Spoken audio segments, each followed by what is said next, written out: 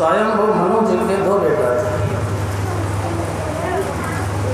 बड़े बेटे का नाम था उत्तानपाद और छोटे बेटे का नाम था प्रियव्रत। बड़े बेटा जो महाराज उत्तानपाद हैं उनकी 2 पत्नियां थीं, सुनीति और सुरुच। अब इस कथा के अध्यात्म पर थोड़ा सा विचार कर लें। महाराज उत्तानपाद की 2 पत्नियां हैं, सुनीति और सुरुच। दोनों पत्नियों से एक बेटा है। सुनीति के बेटे का नाम है ध्रुव और सुरुच के बेटे का नाम है उत्तम। नाम भी बड़े सुंदर हैं दोनों के, उत्तम और ध्रुव। एक दिन की बात, महाराज उत्तानपाद ध्रुव जी को गोद में लेकर उससे प्यार कर रहे थे। इतने में सुरुचि आ गई और उसने ध्रुव जी महाराज को अलग हटा दिया, राजा की गोद से हटा दिया। रोते हुए ध्रुव जी महाराज जब अपनी माँ के पास पहुँचे, सुनीति के पास, माँ ने पूछा बेटा क्या हुआ, तो बता नहीं रहे थे। अन्य जो बालक खेल रहे थे उन्होंने बता दिया कि सौतेली जो माँ है विमाता, उसने ऐसे कहा। क्या कहा था उसने? कहा था कि अगर राजा की गोद में तुझे बैठना है तो अगले जन्म का इंतजार कर बेटा, कभी मेरी गोद से पैदा होगा तभी राजा की गोद में जाएगी। माता सुनीति ने कहा बेटा, ध्रुव जी ने पूछा पिताजी की गोद मुझे कैसे प्राप्त होगी, मैं भी तो उनका ही बेटा हूँ। सुनीति जानती थी कि राजा मुझसे स्नेह न करके सुरुच से बहुत स्नेह करते। माता सुनीति बहुत धर्मात्मा थी। उसने कहा बेटा, अगर पिता की गोद में बैठना है तो फिर सामान्य पिता की गोद में तुझे नहीं कहूँगी कि उसमें बैठ। अगर सच में पिता, अच्छा पिता है कौन? हम भगवान से कहते हैं त्वमेव माता च पिता त्वमेव, वही माँ है और वही पिता है बेटा। क्योंकि अब इस राजा की गोद में बैठ भी जाएगा तो बहुत ज़्यादा दिनों तक नहीं बैठ सकता। उस परमात्मा की गोद में बैठ, वही परम शांति। बरसात में जगह जगह पानी भर जाता है ना, तो वो मछलियाँ उसी में आराम करती रहती हैं, लेकिन उन्हें ये पता नहीं होता कि धीरे धीरे ये पानी एक दिन सूख भी जाएगा। लेकिन जो अगाध सागर में मछलियाँ होती वही शांत रह सकती हैं। बेटा, अगर गोद में बैठना है तो परम पिता की गोद में बैठ, जहाँ जाकर फिर आना नहीं होता। तो मैया वो परम पिता है, उसकी गोद में हम कैसे जाएंगे? माँ ने कहा बेटा, शाम हो गई थी, दोनों पास में लेटे थे, तो माँ ने रात में कहा बेटा, यद्यपि वो भगवान सब जगह है, पर वन में जाकर जब कोई तप करता है तो उसको प्राप्त होता है। मैया भजन कैसे किया जाता है, मैया ने सारी विधि ध्रुव जी को बताई, लेकिन उसको ये थोड़ी पता था कि चले ही जाएगा। उसको लगा रात में नींद आ जाएगी, सो जाएगा। लेकिन धन्य है श्री ध्रुव जी महाराज, मैया तो सो गई तो ध्रुव जी को नींद नहीं आई और रात्रि में ही निकल पड़े, वन में चले गए। अभी 5 वर्ष के हैं। कितनी आयु है? मात्र 5 वर्ष की। घर से निकलकर जब वन में गए तो नारद जी ने विचार किया कि ये बेचारा भजन तो कर नहीं पाएगा, किसी जंगली जानवर का भोजन बन जाएगा। अजब भावना अगर सच्ची हो भगवान से मिलन की, तो फिर आपको गुरु तलाशने नहीं पड़ते हैं। समर्थ जो गुरु होते हैं ना, वो स्वयं आपको ढूंढ लेते हैं। तो ध्रुव जी महाराज की भावना सच्ची थी। नारद जी प्रकट हो गए, बेटा कहाँ जा रहे हो? पूरी बात सुनी। नारद जी ने कहा बेटा, तुम भजन नहीं करोगे, तुम्हें राज्य चाहिए, तुम सिंहासन पर बैठने की अभिलाषा है, चलो मैं तुम्हारे पिताजी के पास चल रहा हूँ और उनसे कहकर आधा राज्य तुम्हें दिलवा देंगे, फिर सिंहासन पर आराम से बैठना। ध्रुव जी ने विचार किया कि अभी तो घर से निकलेंगे, के नाम पर अभी निकले हैं तो आधा राज्य अभी मिल रहा है, और आगे चले जाएंगे तो कितना मिलेगा। ध्रुव जी महाराज को नारद जी ने जब देखा कि ये मानेंगे नहीं, सच्चे भक्त हैं, तब श्री नारद जी महाराज ने उनको मंत्र दीक्षा दी, द्वादशाक्षर मंत्र, जिसमें 12 अक्षर है 12। नमो भगवते वासुदेवाय। 7 रात्रि निराहार रहकर बेटा इसका भजन करना, 7 रात्रि निराहार रहकर इसका जप करे तो आकाश में जो सूक्ष्म देवता, सूक्ष्म आत्माएं जो विहार करती हैं ना, उनसे बातचीत होने लगती है। ऐसा दिव्य मंत्र देकर और साधना की पूरी विधि बताकर श्री नारद जी महाराज जब अंतर्ध्यान हो गए। मथुरा में जो मधुवन है, उस मधुवन में ध्रुव जी महाराज आए और वहाँ यमुना में स्नान किया, और स्नान करके इन्होंने भजन करना शुरू किया। ध्रुव जी महाराज ने कुल 6 महीने तक भजन किया। जब पहला महीना लगा, प्रथम मास 1 महीने, शुरू में 1 महीने तक तिरांते तिरारांते कपित्थ बदराशन, 3 दिन के अंतराल पर कैथा और बेर के फल खाए बस। 3 दिन आज खा लिया तो 3 दिन बाद, इस प्रकार 1 महीने साधना करी। जब दूसरा महीना लगा तो 6 दिन के अंतराल पर सूखी घास खाई। जब तीसरा महीना लगा तो 9 दिन के अंतराल पर केवल जल पिया।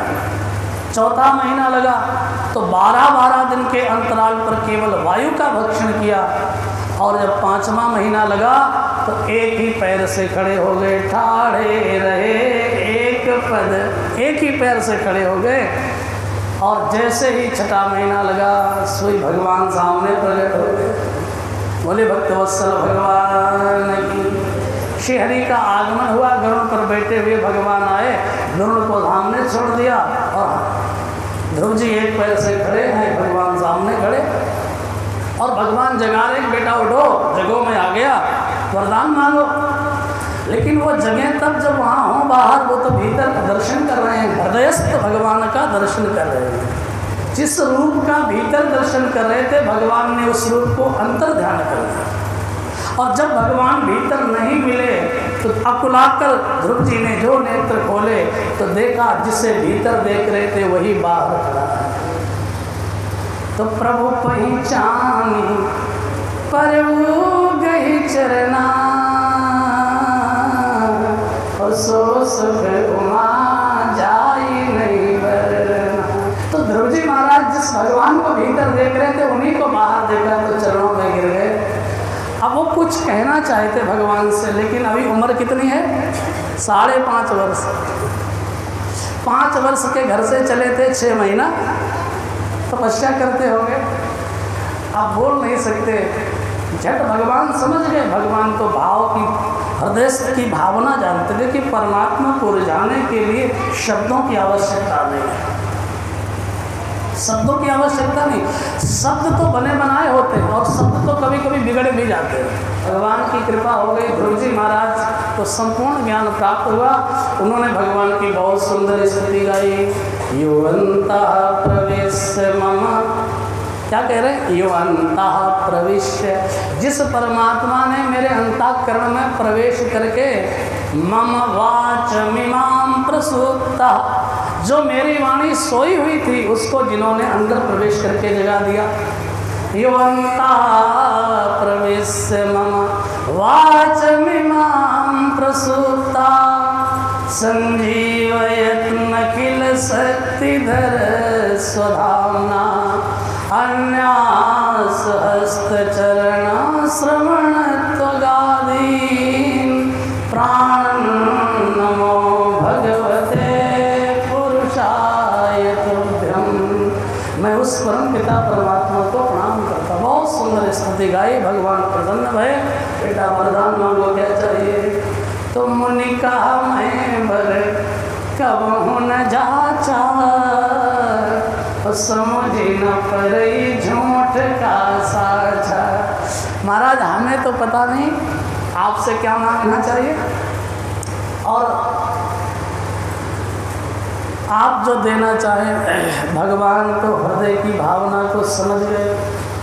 भगवान जानते हैं कि ध्रुव जी को सिंहासन से नीचे गिराया गया तो कहीं ना कहीं उनके हृदय में सिंहासन की, राज्य की वासना, कामना शेष थी। तो भक्त की जो भी इच्छा होती है उसे भगवान निश्चित पूरा करते हैं। भगवान ने ध्रुव जी को वरदान दिया, बेटा तुम हमारे भी धाम को आओगे, लेकिन उससे पहले तुम भूमंडल का राज्य करोगे। आज्ञा आशीर्वाद देकर भगवान अंतर्ध्यान हुए। बोले भक्त वत्सल भगवान की। जब ये समाचार महाराज उत्तानपाद को पता चला तो उन्हें बड़ी गिलानी हुई। उन्हें लगा कि एक मैं सम्राट बेटा, अभी मेरा बेटा बड़ा छोटा और उसने भगवान को पा लिया।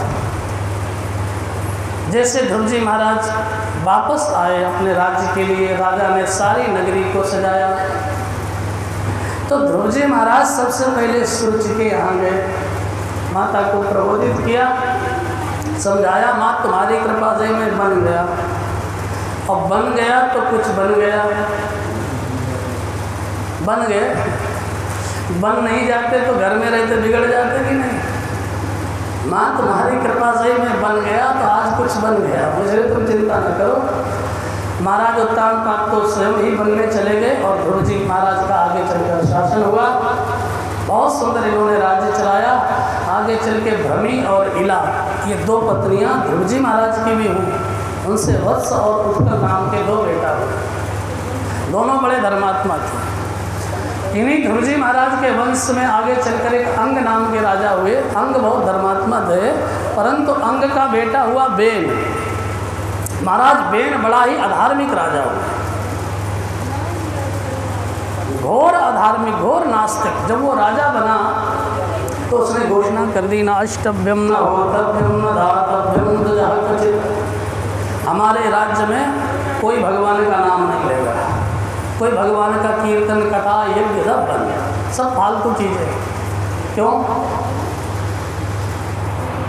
बेन ने कहा कि वेदों में लिखा है कि राजा के शरीर में समस्त देवताओं का निवास होता। तो जब समस्त देवता राजा के शरीर में ही रहते हैं तो फिर हमारे अलावा और तुम किसकी पूजा करते हो?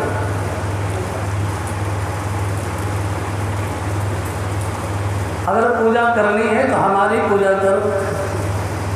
इस नास्तिक शासन के द्वारा, जैसा राजा, अगर राजा नास्तिक है तो प्रजा भी नास्तिकता के रास्ता पर चली जाती है, और अगर राजा धार्मिक होगा तो प्रजा भी। राजा अगर आपका अधार्मिक होगा, धर्म के प्रति आस्था श्रद्धा नहीं होगी, तो राजा धर्म निरपेक्ष होगा तो प्रजा भी धर्म निरपेक्ष हो जाएगी, और राजा धर्म सापेक्ष होगा तो प्रजा भी धर्म सापेक्ष हो जाएगी।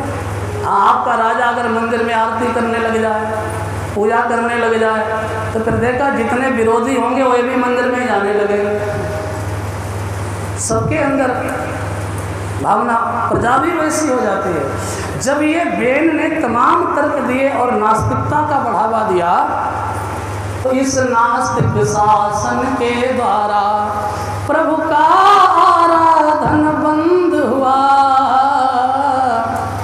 मानव समाज में सभी लोग, सब लोग धर्म से विमुख होने लगे। तब तो महाराज ऋषियों को बड़ा क्रोध आया और एक दिन उन्होंने हुंकार मंत्र से बेन जो सिंहासन पर बैठा था उसको नीचे गिरा दिया। फिर विचार किया इस बेन का कोई बेटा नहीं है, तो उसके शरीर का मंथन किया गया। उसके शरीर से एक निषाद का जन्म हुआ सबसे पहले, उसको वन का राज्य दे दिया गया, शंखवेदपुर का। वही भगवान राम जी का सखा हुआ आगे। दोबारा शरीर का मंथन किया, भगवान पृथु और माता अर्ची का प्रकट हुआ। बोले पृथु भगवान की। इनका जब शासन आया, राजा बेन के शासन में पृथ्वी ने सब मांगलिक वस्तुओं को छिपा लिया था, और जब भगवान पृथु का राज्य आया तो पृथ्वी ने सब मांगलिक वस्तुओं को देना शुरू कर दिया। कामधेनु भई भूमि सुहाई। जब अधार्मिक राजा आता है ना, तो भूमि भी सब कुछ छिपा लेती है।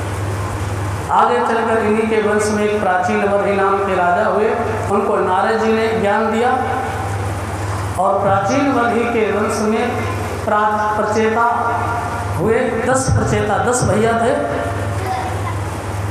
इन सबने भी नारद जी को गुरु बनाया और अपने मोक्ष के लिए जब इन्होंने नारद जी से प्रार्थना करी तो नारद जी ने बड़े संक्षेप में प्रचेताओं को ज्ञान दिया। नारद जी ने एक ही बात कही, भगवान को प्रसन्न करने का सर्वोत्तम साधन क्या है। प्रचेताओं ने नारद जी से पूछा, ठाकुर जी थोड़े में ही प्रसन्न हो जाएं, ऐसा कोई उपाय बताओ।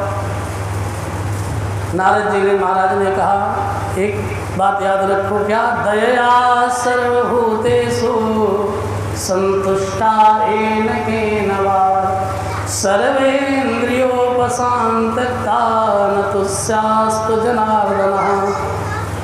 भगवान को प्रसन्न करने का सर्वोत्तम साधन है, 3 बातें याद रखिए। दया सर्वभूतेषु, सभी के प्रति दया की भावना। देखो हमारी आपकी दया अपनों के प्रति होती है, सब पर नहीं होती।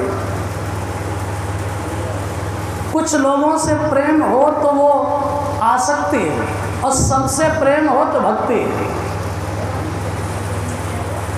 कुछ से प्रेम वासना है, सबसे ही प्रेम हो तो उपासना है। प्रेम जब अनंत हो गया तो रोम रोम संत हो गया। दया सर्वभूतेषु, सब पर दया है। दूसरी बात, संतुष्टा येन केनवा, आप जैसे भी हैं उसमें संतुष्ट रहें। संतुष्टा येन केनवा, कल हम लोग चर्चा कर रहे थे, जो प्राप्त है उतना ही पर्याप्त है आपके लिए, ऐसा विचार कर रहे हैं। संतुष्टा येन केनवा। और तीसरी बात, अगर आप संतुष्ट नहीं है, एक महात्मा कहते थे कि जो संतुष्ट है वो संत है, और जो असंतुष्ट है वही दुष्ट है। दुष्ट किसे कहते हैं? तो असंतुष्ट हो। आप संतोष, गोधन गजधन बाजधन और रतन धन खान, जवाब है संतोष धन सब धन धूरी समान। जहाँ से आप संतुष्ट हो जाए बस। दया सर्वभूतेषु संतुष्टा येन केनवा। तीसरी बात, सर्वेन्द्रियोपशान्तता, अपनी इंद्रियों पर कंट्रोल रखें, अपनी इंद्रियों पर अपना अधिकार रखें, बस भगवान प्रसन्न हो जाए। 3 बातें याद रखें, भगवान आप पर प्रसन्न रहेंगे। सबके प्रति दया, दया का भाव। दूसरी बात, जो प्राप्त है वही पर्याप्त है, ये भावना। और अपनी इंद्रियों पर संयम रखें। बस यहीं से भागवत जी का 4th स्कंद पूर्ण होता। अब हम लोग 5म स्कंद में प्रवेश करेंगे। बोली भक्तवत्सल